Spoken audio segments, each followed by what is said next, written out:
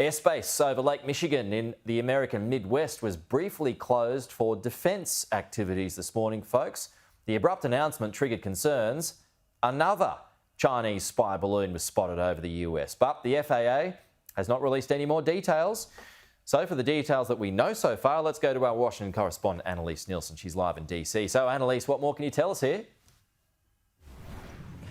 Well, we are starting to get a little more information around what exactly happened this afternoon, and it looks like it was a very quick military operation. We have the Michigan representative who's now tweeted out about the incident, saying, "I've been in contact with DoD regarding operations across the Great Lakes region today. The US military's decommissioned another object over Lake Huron. I appreciate the decisive action by our fighter pilots. The American people deserve far more answers than we have."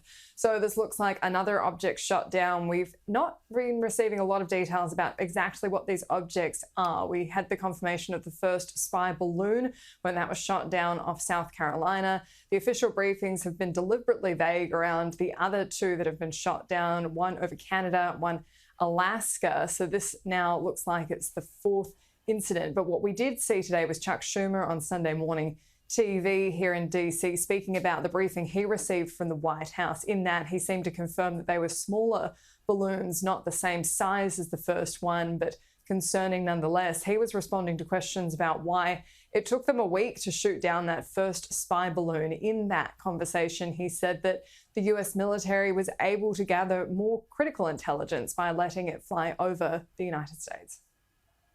The first balloon, there was a much different rationale, which I think was the appropriate rationale. We got enormous intelligence information from surveilling the balloon as it went over the United States. Didn't the Chinese get enormous intelligence as well? Well, they could have been getting it anyway, but we have to know what they're doing. Pete, this is an ongoing saga for the US government. They're clearly acting a lot quicker now that this has become a persistent problem, but this is going to plague the White House administration, especially with Republicans hot on their heels in Congress. The other concern, of course, is security around the Superbowl, major event happening today in America. As you said before, biggest sporting event on the US calendar. And there is a promise of increased air security at this event. Not only are they going to have helicopters on standby, but a couple of Black Hawks as well.